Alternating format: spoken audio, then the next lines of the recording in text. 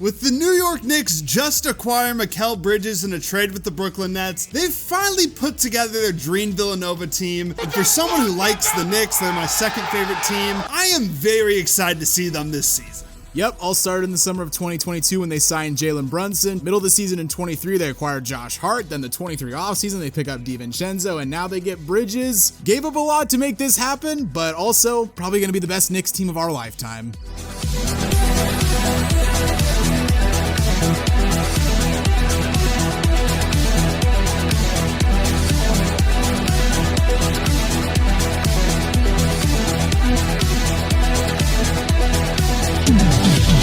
Before we start talking about how New York built the Nova Knicks, please give the video a like, subscribe to the channel, and hit the notification bell so you never miss out on any new videos. But first, I gotta let you guys in on a little secret. We both watch a lot of basketball. I mean, go figure, right? But sometimes it could be a little difficult for us to watch our own team. Because I mean, sometimes your team just gets stuck in a horribly oppressive broadcasting deal that's causing viewers to turn out in record numbers and has blackout coverage that is so horribly oppressive and the price keeps going up and So thank God for SafeShell VPN. SafeShell VPN allows you to seamlessly browse the web, binge your favorite shows, and stream your favorite sports with a high-speed and secure connection that hides your IP address and protects your data. Not only do you get all the security of a great VPN, but SafeShell also offers their exclusive app mode, which lets you assign a certain server around the world to individual apps rather than all apps using the same server. Meaning you could have your NBA apps connected to a Brazilian server, and you can connect Netflix to a UK server. Every day, more and more apps are being added to app mode, be they entertainment or sports.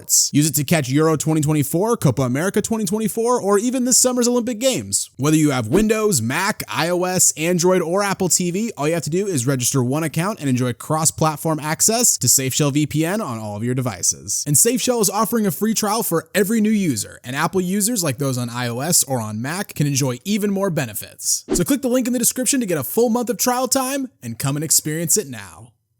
In 2016, Villanova was seeking their first NCAA title since 1985 when they matched up against North Carolina in the final that season. And after a back and forth game all night long, Villanova needed just one more stop with 13 seconds left to finish the deal. But then Marcus Page proceeds to hit one of the most ridiculous shots you'll ever see. Michael Jordan was celebrating in the stands. That double pump shot, that was just insane. And Mike really thought it was going to overtime. He did. All the Carolina fans thought it was going to overtime, but with just under 5 seconds left, Ryan Arcidiacono drives to the North Carolina three-point line, dumps it off to Chris Jenkins, who hits a three at the buzzer, wins it for Villanova, one of the most insane shots in college basketball history. And obviously in hindsight, this team is just stacked with household names, but at the time they really weren't viewed like that. They were kind of just viewed as a really good college team. I mean, Stephen A. Smith had the quote where he said, they didn't have a real NBA prospect on the roster. And his word is gospel, right? Oh yeah,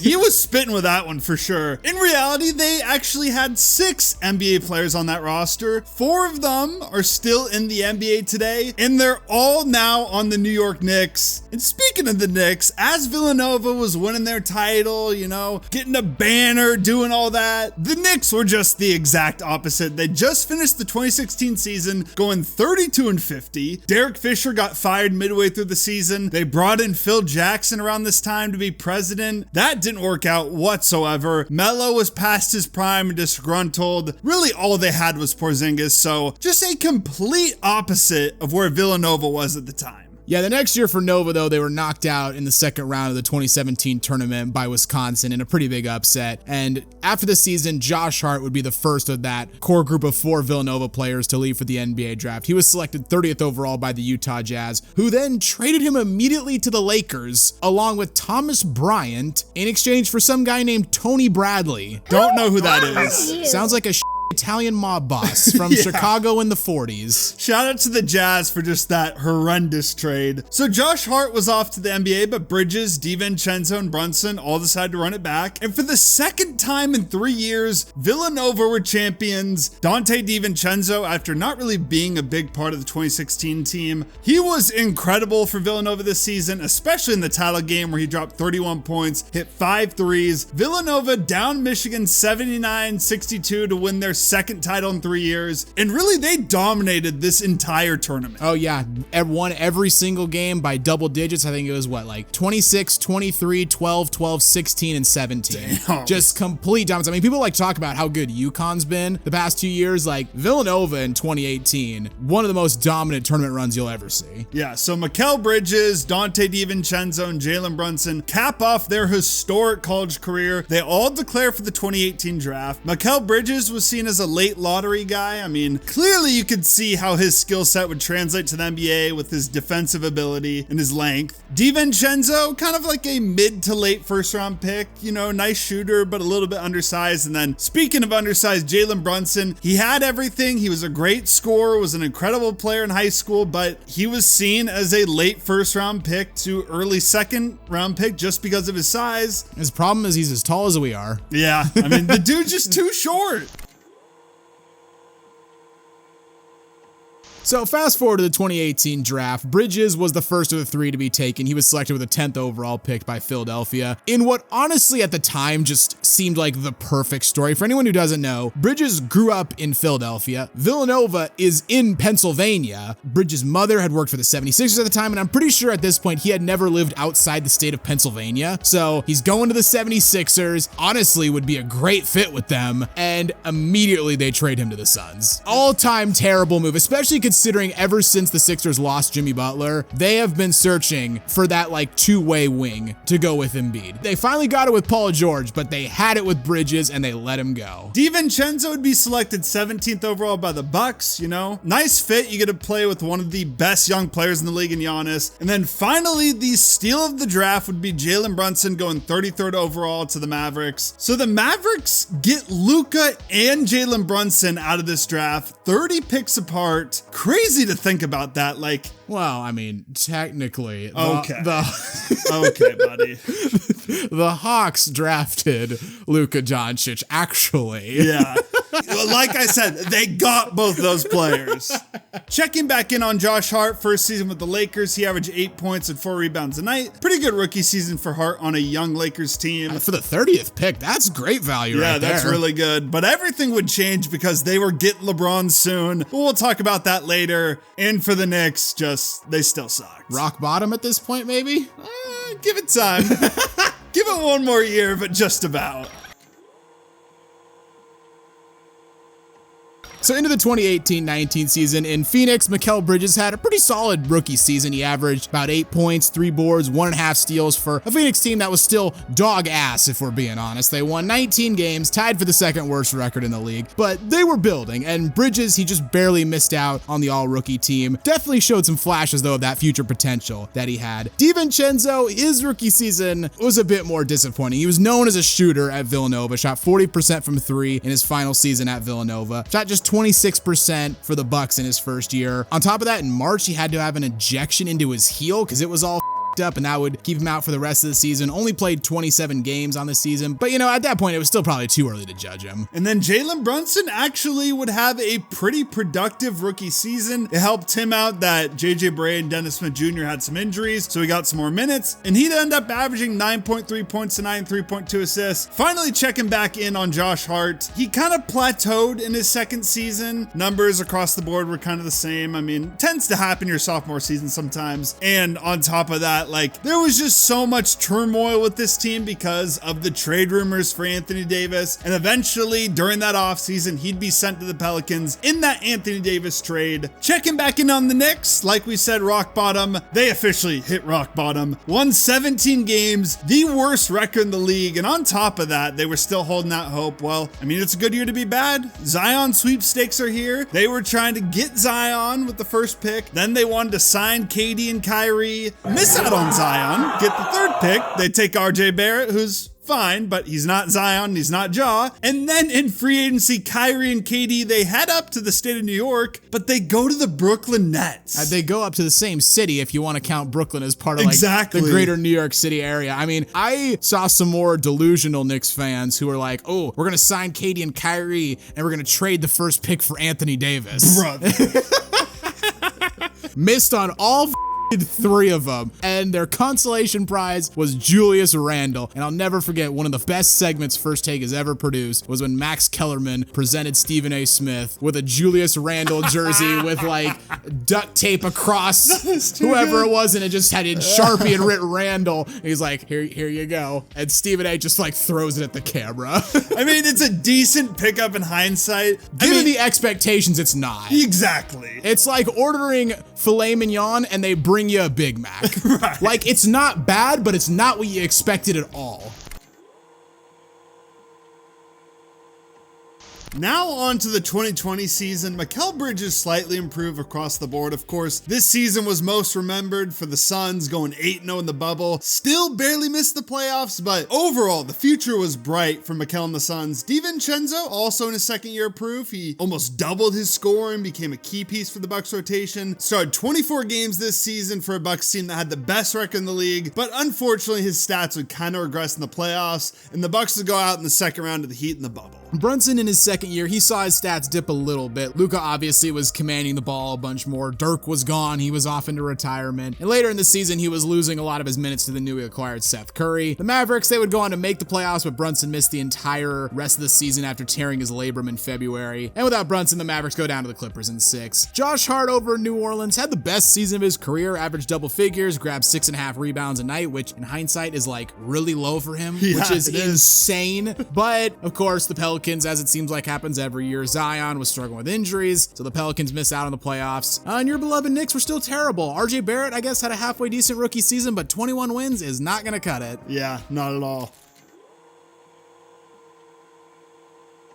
In 2021, both the Phoenix Suns and Mikal Bridges took some massive leaps. The Suns were already seen as like an up-and-coming team, like we just mentioned. 8-0 in the bubble. They acquire Chris Paul, who was having an MVP-type season. I maintain to this day he should have won MVP. I never was sold on it, but at least there was an argument. Bridges upped his scoring to 13.5 a night, and overall established himself as one of the better two-way players in the league. The Suns win 51 games, second best record in the league. They're up 2-0 over the Bucks in the NBA Finals, and then lose the next 4 games to go down in 6. They got Giannis. Yeah, a great season for the Suns, but just a very disappointing end. DiVincenzo, he was on the opposite side of it. He was on the Bucks this season. He had a nice season, averaged 10.4 points a night, grabbed 5.8 rebounds, dished out 3 assists, and most importantly, he finally found his shot again, shot 38% from 3 on 5 attempts a night. We just mentioned it. He was on the other side of it, and he got a ring for the season, but he only actually played 3 games in the playoffs after tearing a ligament in his ankle. So yeah, we were talking about this off camera. I was like, I do not remember him on this playoff team. Turns out it's because he barely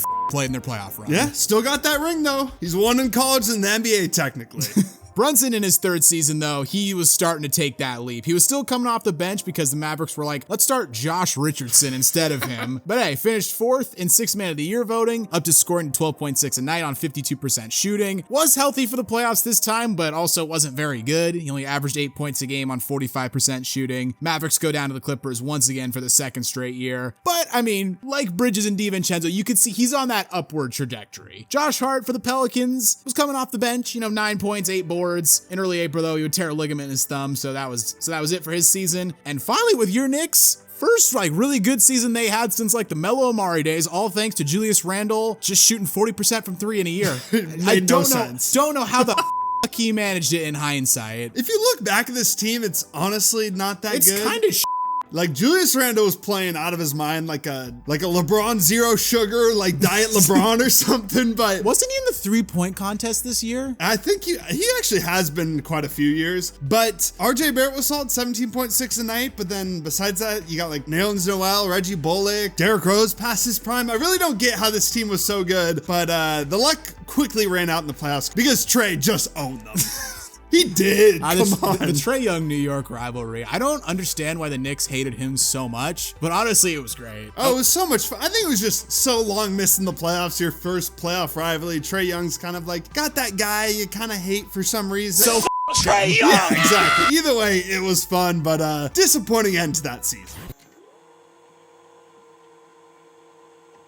So on to 22, Mikal Bridges and the Suns were even better than they were the previous year. Bridges once again upped his scoring. He was one of the best defensive players in the league, finished first team all defense, and he was just behind Marcus Smart in voting for defensive player of the year. Suns were by far the most dominant team in the NBA during the regular season. They won 64 games, had the #1 seed, but of course we all remember how Luka and the Mavs just completely embarrassed them in that game 7. It doesn't even like feel real because like imagine this year if the Celtics had got thrashed at home by like 35 against Cleveland in the second round. It doesn't feel like it's something that could happen. Yeah, we forget how shocking that was because now the Mavericks are better, but that was completely shocking at the time. Bridges was kind of ass in those last couple games. I mean, that game 7, he had 6 points on 11 shots in a -40 plus minus. I mean, he wasn't the only problem out there, but a -40 plus minus. People were hating on Scoots plus minus throughout the year.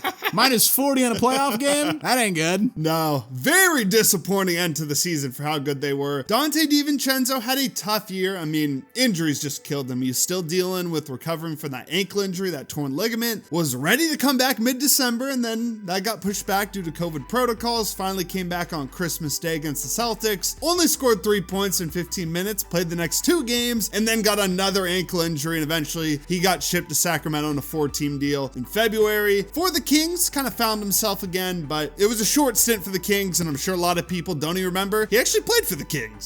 A horrible trade for Milwaukee in hindsight. You give up DiVincenzo and you get back Serge Ibaka, a guy who played 1 year for you and last year played for Bayern Munich. They could use DiVincenzo right now. He would be a starter for that team. Brunson, on the other hand, he had the best season of his career yet again, and this was really like his breakout star-making year. He averaged 16.3 points per game, 4.8 assists per game. Playoffs, though, is where he really shined. Game 2 against the Jazz in the second round without Luka in the lineup, he had 41 points to tie the series for the Mavericks. Followed that up with 31 points in Game 3 to put the Mavs up 2-1 before Luka returned. Helped the Mavericks get all the way to the Western Conference Finals while averaging 21.5 points per game in the playoffs. Made him a pretty hot name in free agency, and he would eventually sign with the Knicks for $104 million over 4 years. Even though he was like a hot name at the time, people roasted this signing. Yeah, I was fighting for my life defending this signing. Like, I understand, like, they were obviously paying for the potential, which completely hit. Nowadays, this is the best contract in the NBA, but I mean, still, that's not even that bad of money. I don't get why people thought it was so bad, especially given how good he was for the Mavericks, sharing the ball with Luka. Like, 16.5 points a game playing next to Luka as a young up-and-coming guy, that's pretty damn good. I mean, I think part of it is just it's the Knicks. If you don't land a megastar every offseason, it's like, well, that was clearly a failure. And honestly, it's nice that they seem to have learned from that, and they're not like judging every offseason like, oh, we didn't land Kevin Durant. We basically did nothing. And I think part of it was, at the time, the Knicks were not in a good spot because they had that one shocking season, but it kind of looked like a fluke because they completely regressed. I was going to say, to the shock of basically no one, they fell back to earth. I mean, Julius Randle, like, was not sniping anymore. He shot 30% from 3, and yeah, just a very tough season. So getting Brunson would turn out to be literally the best move they've made since, what, drafting Ewing? And that was insanely obvious. Yeah, it was better than the Melo trade. I mean, Melo, it looked good at the time. There was a lot of hype for that team, but it didn't really pan out with how much they had to give away. So, like I said, I think that was the best move for the Knicks in like 30 years. And then Josh Hart, he had a great bounce back year. He started 40 of 41 games for the Pelicans, got traded to the Blazers at midseason in the trade, centering around CJ McCollum. Put up some of the best numbers of his career for the Blazers, but it was for the Blazers, so you know we were losing games. 2023, Bridges was just as good for the Suns, maybe even better, was scoring more points and kind of opened up his offensive game a bit. But after 56 games, the Suns made that mega trade to acquire Kevin Durant. He got sent to Brooklyn, where he'd go on to play the best basketball of his career, averaged 26.1 points a game through the final 27 games of the season for the Nets. Also started 83 games this season. Just ridiculous. I'm curious to see, is he going to keep this Iron Man streak through the Tibbs? That would be something something else. We'll have to see. The problem is Tibbs is going to play him 40 minutes a game. Exactly. So if he keeps that Iron Man streak going up, then he really is just built different. Yeah. And the Nets, like some of the offers that came in for him around this time, they were turning down everything. The Grizzlies offered 4 first-round picks for him, which was smart because they'd get more later on. The Rockets said, screw it, we'll give you all your picks back to get Bridges. Turn that down. And the Blazers won. We know this one. We offered Anthony Simons and the 3rd overall pick in the 2023 draft that turned out to be Scoot, and they also turned that down. So it looks like they didn't want to trade him anyway. DiVincenzo, after his short stint in Sacramento, he moved about 2 hours south down to Golden State for a 2-year, $9.3 million deal. Second year being a player option, and he was really solid for the Warriors. He averaged 9.4 points per game in the regular season, shot 40% from 3. Wasn't that great in the playoffs though, and the Warriors bow out to the Lakers in the second round. Brunson for the Knicks though, I mean, he was incredible. 24 points a game, 6 assists per game, led the Knicks to 47 wins in the 5th seed in the Eastern Conference. The Knicks midseason would also acquire Josh Hart at the trade deadline, then sent out Cam Reddish, Ryan Arcidiacono, Svi Mikhailiuk, and a first-round pick. So, I mean, technically they were trading one Villanova guy for another, but I mean, at least in the NBA, Arcidiacono isn't one of like the big Villanova 4. And the Knicks in the playoffs, they'd finally win their first playoff series in over a decade, took out the Cavs in 5. Next round, Jimmy, did his thing and they took him out in 6, but still an amazing year for Jalen Brunson and the Knicks. After regressing in 2022, you have a huge bounce back year, and on top of that, they also acquired Donte DiVincenzo that offseason for a 4-year, $50 million contract, so they had 3 of the 4 big 4 Villanova players. Unfortunately though, like we said, it looked like Bridges was going nowhere, especially because they were crosstown rivals. Didn't look like there was any way there was going to be a trade happening. And that brings us to last season. The Knicks were finally able to break 50 wins. Jalen Brunson, absolutely incredible all season. He averaged 28.7 points a game, 6.7 assists, finally made his first All-Star team, finished 5th in MVP voting, 2nd team All-NBA. Josh Hart was solid for them, 9.4 points a night, averaged 8.3 rebounds. And DiVincenzo was great, had his best season of his career, 15.5 points a game, shot 40% from 3. They acquired OG Anunoby, who with him in the lineup, they were 20-3 to end the regular season, but this team got destroyed by injuries. Wonder why. Maybe it's because Tibbs works him like crazy. Like, Randall dislocated his shoulder. Mitchell Robinson had a stress fracture in his ankle and then re-injured that same ankle. OG had that hamstring injury. Josh Hart had abdominal soreness and he was still playing. And to top it all off, Jalen Brunson broke his hand against the Pacers. So, I mean, obviously a disappointing way to end the year, but just an insanely successful season for the Knicks. And again, like, they're on that upward trajectory. And then this offseason, I mean, you just mentioned how it seemed like Bridges wasn't going anywhere. I think this past season changed the Nets' mind on that. I think they were like, okay, we got Mikal Bridges and we got Cam Thomas. Like, let's see if it can work. Like, maybe these 2 guys can be our guys, because Cam Thomas had those few games where he was like going for 40 here and there, and then he get a DMP a few games later. Yeah, exactly. Weirdly enough. But they're like, let's try it with these 2 guys. Didn't work. They were pretty terrible this year, missed the playoffs. So like, all right, you know what? Fuck it, we'll send out Bridges. And the Knicks, I mean, I guess they didn't give up the farm. They gave up the farm for like the next 10 years, right? Yeah. They didn't give up the current farm. I mean, they gave up Bogdanovich, Shake Milton, and Mamadi Diakate. I mean, those 3 weren't going to make big impact either way, but 5 first-round picks and a pick swap to get him. Like, your draft capital for the next 7-8 years, out the window. Yeah, but reuniting all these guys together, like, the chemistry's there. We got the Josh Hart tweeting out the group FaceTime they had, which was just hilarious. This is the best Knicks team I've ever seen. By far, I think. You could probably say like the first year Melo and Amari, there was more hype because of the names. Yeah. But if we're actually talking about depth, what you need in the modern NBA, you need 2-way wings, guys that can score. They literally have it all. Maybe they're not super deep top to bottom, but like their first 6 or 7 players, this team is going to be exciting. I mean, they're following the Celtics model. Exactly. Have a really good top 7, play defense at every position. You got your one superstar in Brunson, and then you just surrounded him with guys that'll fit the roster, guys that he's going to get along with, guys who can play defense. Yep. I mean, provided they can stay healthy. And for Bridges, he may have to break that streak and sit a few games here and there so he's not injured during the playoffs. But I mean, yeah, best Knicks team of our lifetime, I think.